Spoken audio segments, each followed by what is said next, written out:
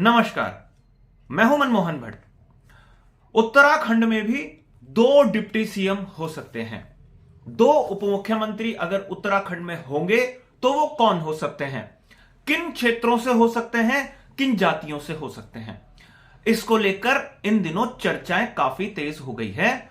चर्चाएं पार्टी के भीतर हैं, चर्चाएं विधायकों और मंत्रियों के भीतर हैं। जो युवा विधायक हैं सबसे ज्यादा उत्साहित वही हैं, क्योंकि उन्हें ऐसा एहसास होने लगा है कि बीजेपी का जो शीर्ष नेतृत्व है वो उन्हें कभी भी कोई बड़ा मौका दे सकता है। और इसका कारण भी बहुत स्पष्ट है।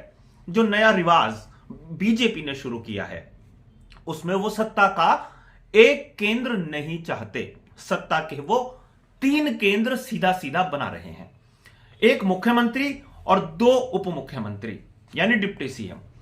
राजस्थान, मध्य प्रदेश और छत्तीसगढ़ तीनों जगह नए मुख्यमंत्री बनाए गए और नए नए डिप्टी सीएम बनाए गए। सभी युवाओं को ज्यादातर तरजीह दी गई है। उत्तराखंड में युवा मुख्यमंत्री हैं और उत्तराखंड में भी सत्ता के गलियारे में यह बात लगातार तैर रही है कि क्या उत्तराखंड में भी 2 डिप्टी सीएम होने जा रहे हैं। मध्य प्रदेश में जगदीश देवड़ा और राजेंद्र शुक्ला को उप मुख्यमंत्री बनाया गया। मोहन यादव को मुख्यमंत्री बनाया गया। जातिगत समीकरणों के हिसाब से बीजेपी ये स्क्रिप्ट तैयार कर रही है ताकि चुनाव में कोई क्षेत्र, कोई जाति ये ना कह सके कि उनका प्रतिनिधित्व सरकार में नहीं है। अगर छत्तीसगढ़ का हम देखते हैं तो विष्णुदेव साय के साथ साथ अरुण साय और विजय शर्मा को उप मुख्यमंत्री बनाया गया है। यहां पर भी जातिगत और क्षेत्रीय समीकरणों का ध्यान रखा गया है। और राजस्थान में भी जहां सीएम बनाए गए हैं उनके साथ साथ दिया कुमारी और प्रेमचंद्र बैरवा को उप मुख्यमंत्री बनाया गया है। लेकिन जब हम उत्तराखंड की राजनीति को देखते हैं तो उत्तराखंड में तो मंत्रिमंडल के ही 4 पद खाली हैं और उन 4 पदों को भरने की अटकलें, खबरबाजी लगातार आती है, लेकिन उस पर कोई फैसला नहीं हो पाता।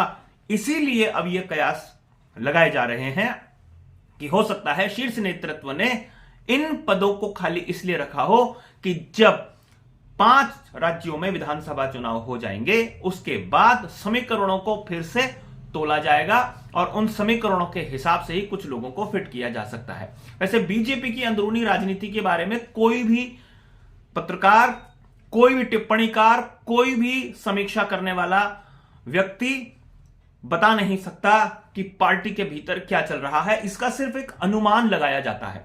लेकिन हमने देखा उत्तर प्रदेश से लेकर मध्य प्रदेश, राजस्थान और छत्तीसगढ़ सब जगह डिप्टी सीएम बनाए गए हैं और ये एक परिपाटी शुरू कर दी है भारतीय जनता पार्टी ने समीकरणों को साधते हुए। और इसका एक मतलब और भी है कि सत्ता के एक केंद्र को बहुत ज्यादा मजबूत नहीं होने देना है।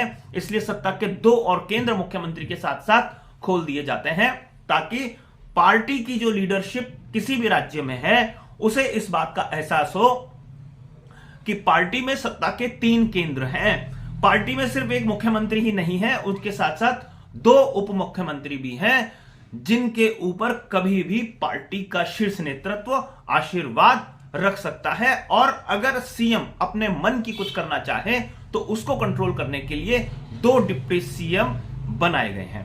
उत्तर प्रदेश हालांकि थोड़ा सा इस मामले में अलग है। वहां पर चीफ मिनिस्टर योगी आदित्यनाथ को कंट्रोल करने के लिए केशव मौर्य और जो है ब्रजेश पाठक उनको रखा गया है। लेकिन योगी आदित्यनाथ फिर भी कई बार अपनी बात मनवाने में कामयाब हो जाते हैं। हालांकि परेशानी उनकी राह में भी कई तरीके से आई है। अब छत्तीसगढ़, मध्य प्रदेश और राजस्थान इन 3 जगह में सत्ता के 3 केंद्र बन गए हैं। उत्तराखंड में क्या होगा यह देखना काफी महत्वपूर्ण होगा। क्या उत्तराखंड में इस परिपाटी को आगे बढ़ाकर 2 उप मुख्यमंत्री बनाए जाएंगे, मंत्रिमंडल में जो पद खाली हैं उन पदों को भरा जाएगा, इसको लेकर अटकलें खूब चल रही हैं। लेकिन यहां पर अब नजरें हैं क्योंकि लोकसभा चुनाव से पहले बीजेपी के पास कोई ऐसा बड़ा टास्क नहीं है जिसका हवाला देकर चीजों को होल्ड किया जाए, क्योंकि परीक्षण या जो प्रयोगशालाएं बनाने की कोशिश की कई राज्यों को, वो प्रयोग उनके कई बार सफल हो चुके हैं। तो ये देखना काफी महत्वपूर्ण है कि उत्तराखंड में भविष्य में क्या होगा। अभी के लिए साथियों इतना ही, अगली रिपोर्ट में आपसे फिर मुलाकात होगी, तब तक इजाजत दीजिए, नमस्कार।